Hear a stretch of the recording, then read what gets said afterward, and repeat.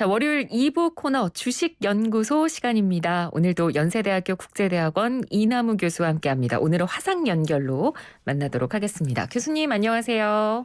네, 안녕하세요. 저희가 주식연구소 올해 봄에 처음 방송하면서 저도 기억이 나는데 그때 네. 삼성전자랑 애플을 비교하면서 삼성전자 사야 되나 애플 사야 되나 뭐 이런 얘기도 했었고 그리고 뭐 시총 차이 이런 것도 좀 언급을 했었는데 그때는 교수님께서 한 삼성전자랑 애플 차이가 4~5배 정도 시총 차이 난다고 말씀을 해주셨거든요. 혹시 지금은 달라졌나요? 어떤가요? 저도 기억이 납니다. 아마 네. 5월 달쯤 됐던 것 같고요. 그 당시에 이제 한국의 대장주 삼성전자, 미국의 대장주 이제 애플을 이제 여러 각도에서 비교했고, 결국 그 시장이 보는 이제 기업 가치가 이제 시가총액으로 나타나지 않습니까? 그래서 그 당시에 한 4배에서 5배. 그러니까 이제 음. 애플의 시가총액이 삼성전자보다 한 너댓 배 큰 것이죠. 근데 그런 정도 수준이 작년 하여간 올해 상반기에 유지가 됐는데 제가 지난주 금요일 날 기준으로 한번 다시 계산을 해보니까 네. 오히려 그게 6.7배로 확대가 됐습니다. 그래서 어. 그 삼성전자는 최근에 주가가 좀 반등을 했죠. 네. 그래서 7만 7천 원 정도 가정을 하면 시가총액이 한 520조 원쯤 되는데 네. 애플이 주가가 그 사이 훨씬 더 많이 올랐습니다. 그래서 음. 지난주 금요일 날 종가가 한 180달러 정도 되는데 그러면 시가총액이 2조 9천억 달러가 넘습니다. 이게 뭐 감이 안 들 어. 텐데 저희 청취자분이 우리나라 GDP의 한 2배에 거의 육박하는 규모거든요. 그래서 네. 하여간 삼성전자도 주가가 최근에 좀 회복이 됐지만 애플이 훨씬 좋은 주가 성적을 보이면서 시가총액의 차이를 더 벌렸다. 6.7배, 이제 7배 거의 가까워 갑니다. 예. 그러니까 말씀해 주신 대로 삼성전자가 그래도 최근에 주가가 어느 정도 좀 오르면서 회복세를 보이고 있기는 하지만 그래도 또 애플이 사실 워낙 잘 나가는 세계적인 기업이다 보니까 삼성전자랑 애플이랑 좀 간극을 좁히기는 어려운가 봐요. 어떻습니까? 그러니까 그때 봄에도 제가 그 간격이 이렇게 벌어지기는 쉽지 않을 것이라고 제가 말씀을 드린 것 같은데 네. 크게 이제 두 가지로 설명을 할 수 있을 것 같습니다. 첫 번째는 이제 두 회사 사이에 삼성전자도 이익을 워낙 많이 내지만 음. 이 규모의 차이가 더 확대되고 있고, 그러니까 애플이 돈을 더 많이 번다는 얘기죠. 그러니까 두 번째는 거버넌스, 그 기업의 지배구조, 그 다음에 장기적인 성장성, 이런 관점에 있어서 애플한테 후한 점수를 더 주는 것 같습니다, 시장이. 그래서, 음. 삼성전자가 이제 내년에, 이제 지금 이제 12월이니까 금년 이익보다는 이제 내년 이익을 갖고 전문가들 시장이 평가를 하는데, 네. 대체로 한 45조 원에서 한 50조 원 정도 순이익을 낼 거로 보통 전문가들은 보고 있습니다, 내년에. 근데 음. 이제 애플은 그 내년에 이제 미국이 그 법인세가 좀 증가한다 그래도 내년에 한 110조 원 순이익을 낸다고 하거든요. 그 네. 월가 추정치를 보면 그러니까 한 2배 이상 차이가 나죠. 음. 그러고 이제 보통 우리가 이제 시가총액이라고 하는 것은 그 기업이 버는 그 순이익 곱하기 주가 수익 배수를 곱한 거 아니에요. 그래서 네. 이제 성장성이 높고 거버넌스가 좋은 회사일수록 퍼가 높은데 그래서 이제 미국 시장이 한국 시장보다 퍼도 높죠. 근데 삼성전자 퍼는 11배, 우리나라 음. 시장하고 이제 비슷한데 애플의 퍼는 31배 정도로 최근에 더 올라갔습니다. 그래서 어. 최근에 이제 애플의 생태계, 그다음에 애플카나 이런 메타버스 이런 거에 대한 기대감, 그다음에 팀 쿡의 주주 친화적인 정책에 대한 신뢰, 뭐 이런 음. 것들이 이제 더 결부되면서 이제 퍼가 30배를 이제 더 그 초과했습니다. 그래서 이제 이런 그 근본적인 조금 차이가 있고 이러한 간격은 하여간 좁히는 게 그렇게 쉽지는 않아 보입니다. 물론 이제 삼성전자가 대단한 회사고 이익도 많이 나고 그런데 하여간 애플이 워낙 더 잘하는 것 같습니다. 네. 그래서 요즘 뭐 애플 이 시총과 관련된 기사들이 굉장히 많이 나오고 있더라고요. 뭐 지금 3조 달러를 눈앞에 두고 있다. 뭐 이런 그렇죠. 기사들도 예. 나오고 있고 이렇게 뭐 계속해서 꾸준히 오르고 있으니 뭐 주식 투자하시는 분들 사이에서는 애플 걱정이 제일 쓸데없는 걱정이다. 뭐 이런 얘기도 나오기도 하고요. 어, 어떨까요? 지금 애플이 계속해서 이렇게 좋은 기사들을 쏟아내고 있고 주가도 연일 이렇게 좋다면 투자하시는 분들 입장에서는 뭐 지금 사는 게 제일 싼 거 아니냐, 애플을. 이런 얘기도 좀 나오는데요. 어떻게 보세요?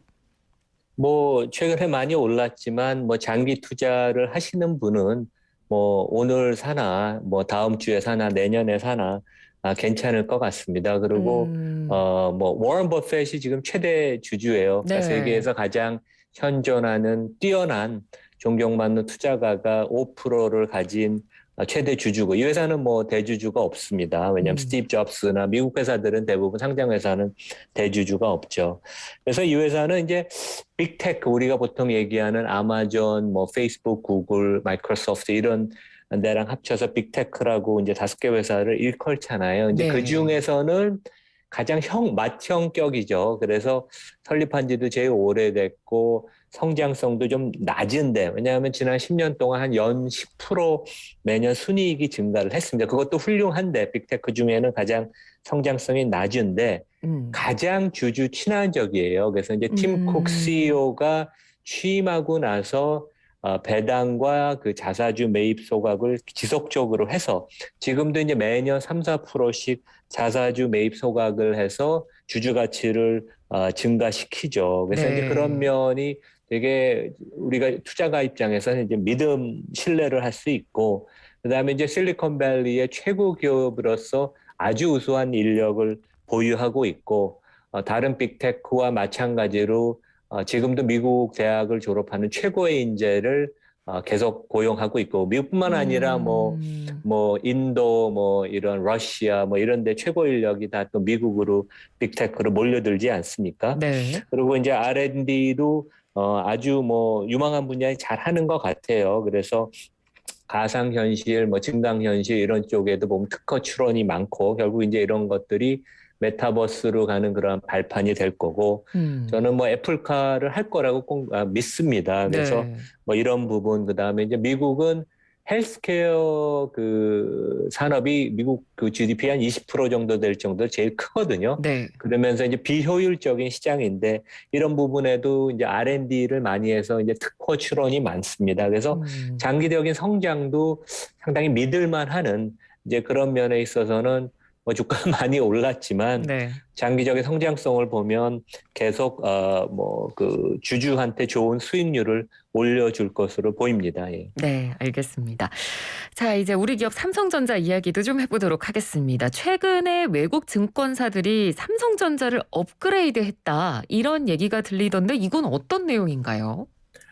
그러니까 대부분 외국 증권사들은 이제 제가 리서치를 보는 데가 뭐 골드만, 이제 크레딧 스위스 이런 미국 회사인데 최근에 이제 주가가 많이 하락을 했지만 대부분 이제 바이, 매수라는 이제 긍정적인 관점을 유지했는데 네. 여름에 그때 우리 그 기억나시겠지만 메모리 산업에 그 겨울이 온다. 그래서 이제 모건 스탠리가 그 반도체 업종을 하향하는 리포트를 내서 이제 그게 큰 그 시장에 충격을 줬는데 네. 실제 외국 투자가들 국제금융 월가에서는 모건 스탠리보다 더 영향력이 있는 아시아 리서치에 관해서는 CLSA입니다. 그 크레딧 리오네라는 그 독립적인 증권회사인데 여기 그 애널리스트가 8월 초에 먼저 그 D램 삼성전자, 하이닉스에 대해서 이제 비관적인 의견을 냈고 이제 그것이 계기가 돼서 주가가 좀 더 많이 빠졌죠. 그리고 네. 1, 2주 전에 제가 알기로는 이제 상향 매수로 다시 바꾸는 리포트를 출간을 해서 최근에 외국인들이 삼성전자, SK하이닉스 주식 되게 많이 샀죠. 그래서 음. 그런 리포트가 조금 긍정적인 그런 촉매 역할을 한 게 아닌가 그렇게 생각을 음. 합니다. 왜냐하면 네. 그 영향력이 있는 증권사나 그 애널리스트들이 그 추천을 매수나 매도로 바꿀 때는 상당히 외국 투자가들도 그런 의견을 따르는 경우가 그 모멘텀 측면에 있어 상당히 있습니다. 근데 국내 개인 투자자들은 지난주에 거의 1조 원 이상 매도했다고 하던데요. 지금 수급 현황은 어떻습니까? 그러니까 되게 좀 안타깝죠. 그래서 이제 네. 그 개인 투자가들이 아마 11월 이후로 한 2조 원 이상 삼성전자를 파신 것 같아요. 네. 이제 그분들이 아마 뭐 그중에 이제 일부는 작년에 아니면 그 이전에 이제 저가에 매수한 분들도 있겠지만 금년에 이제 8, 9만 원에 매수를 하고 이제 기다리시다가 음. 이제 지쳐서 이제 매도를 하는 분들이 있는데 네. 투자는 좋은 기업을 골라서 이제 기다리는 그 시간과의 싸움인데 너무 조금 그렇죠. 조급하신 게 아닌가. 그래서 조금 지금 아마 뭐 이 그 반등하는 사이클이 조금 지연될 음. 수는 있습니다. 그러니까 그 CLSA 음. 같은 데는 이번에 그 하락 국면이 아주 짧고 네. 그 진폭 하락폭도 깊지가 않아서 내년 초 1분기에 바닥을 찍고 디램이 다시 2분기부터 회복한다고 보고 있고, 네. 국내나 다른 또 외국 증권사들도 뭐 2분기, 3분기 정도 대부분 바닥이라고 내년이 바닥이라고 예상을 해요. 그래서 이제 네. 뭐 이런 그 경기 관련 특히 이제 반도체 주식은 한 6개월 정도 주가가 변곡점, 그 사이클의 피크 정점이나 그 저점 에서 이제 그 선행을 주가가 그런 그 변곡점을 선행하는 그 경향이 있었거든요. 그래서 네. 뭐 내년 뭐 상반기나 아니면 3분기쯤 반도체 사이클이 바닥을 치고 회복이 된다면 지금 이제 주가가 오르는 게 말이 되죠. 왜냐하면 6개월에서 9개월 선행하는 거니까. 그래서 네네. 조금 답답하셔도 제 생각에는 들고 계신 분들은 타시지 마시고 네. 기다리시는 게 되게 좋을 것 같습니다. 예. 그리고 또 얼마 전에 삼성전자가 그 사장단 인사 해가지고 이 부분이 또 뉴스에도 많이 언급이 되고 굉장히 화제가 됐었습니다. 그러니까 우리가 주식 투자를 할 때 있어서 이 기업이 어떤 식으로 이제 뭐 인력 운용이나 인사를 내거나 어떤 식으로 이제 회사의 흐름을 가져가는지 이 부분을 좀 보는 게 중요하니까 이 주식 투자자의 관점에서 보면 이번 삼성전자의 어떤 인사 이런 거는 저희가 어떻게 좀 파악을 하면 될까요? 뭐 상당히 그 지난주에 발표된 인사가 대표이사 3명이 전원 교체가 돼서 네. 뭐 한 4, 5년 만에 그 최대 인사다. 뭐 이재용 부회장의 그 쇄신 인사다. 이제 그런 그 언론의 그 헤드라인 그 타이틀들이 있었죠. 그래서 긍정적인 면도 있고 조금 아쉬운 면도 있습니다. 그래서 저도 뭐 그 삼성그룹에 이제 지인들이 계시니까 이제 퇴임한 고위 인사들이 조금 그 최근 경영진들이 너무 타성에 젖었다. 이제 그런 지적이 좀 있었던 것 음. 같고 언론에도 이제 그런 지적들이 있었죠. 그래서 네. 이번에 좀 뒤늦게나마 그 B2C, 그러니까 소비자를 대상으로 하는 비즈니스인 소비자 가전, 그러니까 삼성전자는 CE라는 그 용어를 씁니다. 소비자 가전과 스마트폰이 포함된 모바일 IM 부문을 합해서 이제 그 대표이사 부회장을 선임을 했죠. 그래서 그 점은 제 생각에는 아주 긍정적인 것 같아요. 이게 진작 했었어야 되는데, 왜냐면 애플의 생태계를 이제 따라가려는 그 전략이거든요. 그래서 고객 음. 입장에서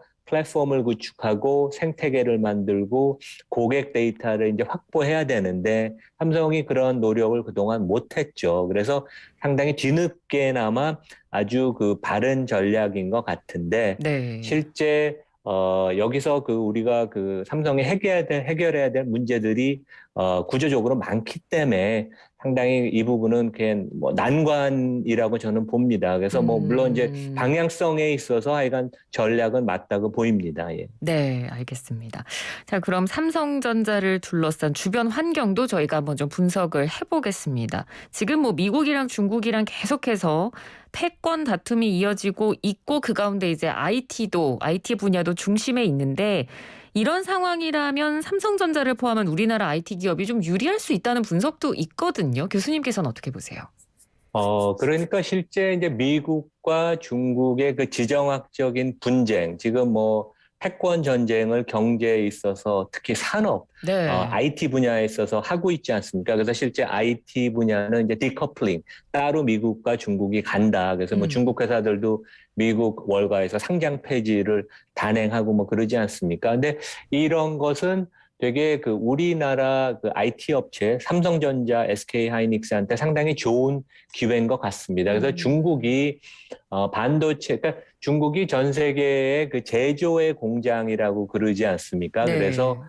뭐 삼성전자, 애플, 뭐 모든 그 제조업체들이 공장이 가장 큰 공장이 중국에 있는데 중국이 이제 반도체의 그 자국 산업이 없습니다, 거의. 그래서 음. 세계에서 반도체를 가장 많이 쓰는 국가지만 실제 그 80% 이상은 수입을 하고 20% 미만을 자국에서 생산하는데 그 20% 중에도 반 이상은 삼성, SK 하이닉스, 인텔 같은 외국 공장의 그 중국 그 현지 공장이에요.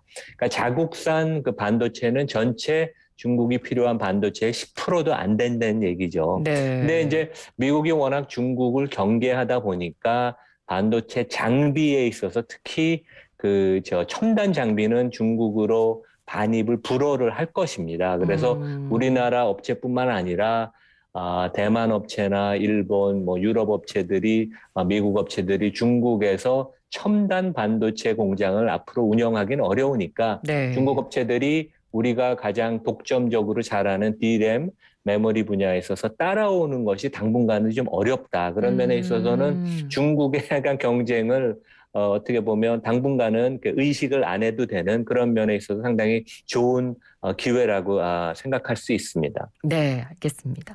이 반도체 업황 사이클이라는 게 뭐 진짜 예측하기 어려운 분야긴 합니다. 뭐 완전히 정확하게 맞추는 건 안 되더라도 혹시 교수님께서는 반도체 업황 자체에 대해서 평가, 그러니까 내년에는 어떻게 좀 될 것이다라고 좀 예측하시는 부분이 있으실까요? 어, 뭐 제가 반도체 애널리스트가 아니니까 전문적인 의견을 드리긴 그렇지만 제가 이제 그 뭐 외국증권사나 이제 아주 경험이 많은 애널리스트들의 리포트를 다 읽었는데 이제 네. 공통적인 의견이 상당히 내년에도 좋을 것이다. 물론 이제 지금 음. 이제 단기적인 하락 국면, 그 디램에 있어서 하락 국면이 지속이 되지만 구조적으로 이제 좋은 사이클을 수요를 다시 맞이할 수 있는 것들이 이제 여러 가지가 있는데 첫 번째는 그 서버 그 부분에 있어서 그 디램의 수요가 많을 것이다. 왜냐하면 이제 저희가 그 클라우드라고 하죠. 네. 그래서 클라우드 하이퍼 스케일러라는 이제 여기가 뭐 구글, 페이스북, 아마존, 마이크로소프트 같은 데가 계속 데이터 센터를 지으면서 DRAM에 대한 메모리에 대한 수요가 계속 많습니다. 근데 이 부분이 음. 성장이 20% 이상 계속되고 그다음에 이제 스마트폰도 그동안 좀 재고가 있던 것들이 소진이 돼서 수요가 완만하게 증가하고 네. 그동안 이제 조금 그 재고가 많이 쌓여 있던 PC나 노트북 같은 데에서도 재고가 소진이 돼서 최근에 수요가 많이 는다고 하거든요. 네네. 그래서 전반적으로 수급이 좋고 그다음에 디램 업체들이 상당히 이번에 애널리스트들이 좀 자신감을 얻었던 이유 중에 하나가 삼성전자, 하이닉스, 마이크론, 그러니까 3대 업체 다 우리가 수익성을 되게 중시하겠다. 그래서 설비 투자를 집중적으로 해서 마켓 시어를 뺏거나 유지하는 쪽에 포커스가 아니라 우리가 지금의 수익성을 지킨다는 얘기는 좀 보수적으로 투자를 하겠다는 얘기거든요. 그러면 이제 공급 음. 과잉이 안 된다는 얘기죠. 그래서 상당히 뭐 수급 측면에 있어서 좀 중장기적으로 보면 좋은 방향으로 가는 것이 아닌가 그렇게 생각을 합니다. 네, 알겠습니다.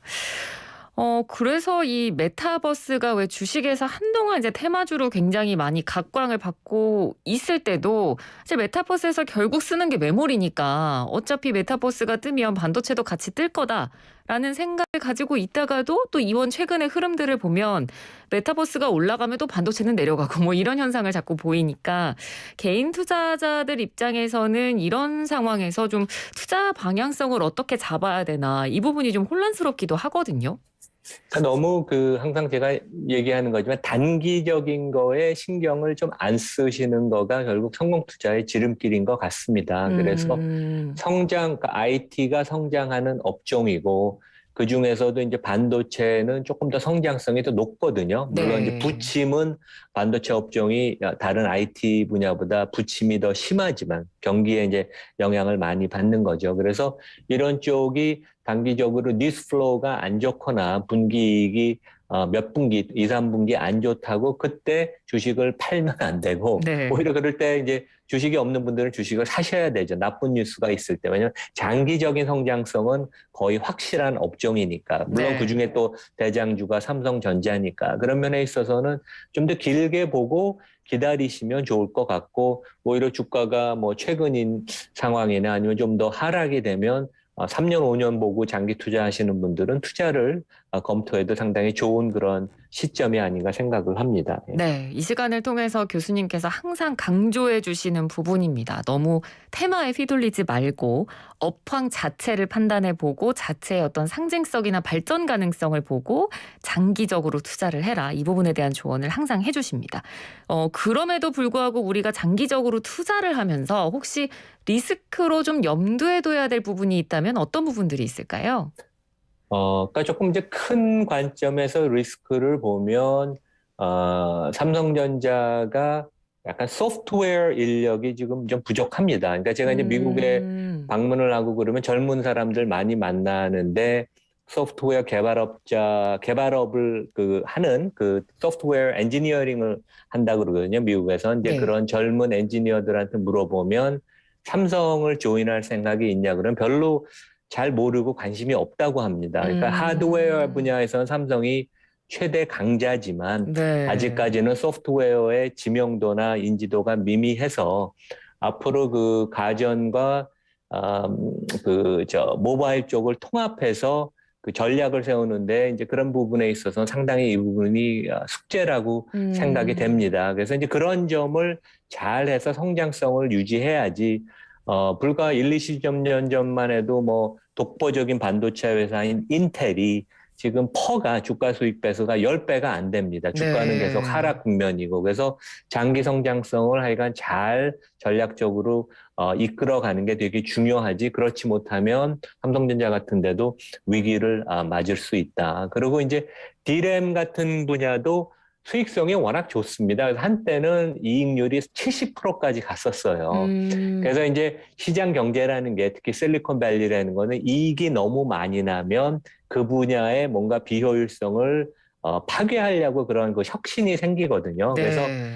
그런 새로운 그 부품이나 반도체를 만들려고 노력하는 데가 항상 있습니다. 그래서 이제 완전한 대체제는 못 나오겠지만 D램을 뭐 비슷하게라도 대체할 수 있는 그런 부품이 나올 가능성은 있죠. 물론 이제 시제품이 나와도 상용화하는 데는 뭐 5년, 10년 이상 걸릴 수는 있겠지만 이제 네네. 그런 그 장기 성장성을 위협할 수 있는 리스크도 있습니다. 예, 알겠습니다. 오늘 말씀 잘 들었습니다. 교수님 고맙습니다. 네, 감사합니다. 네, 지금까지 주식연구소 연세대학교 국제대학원 이남우 교수였습니다.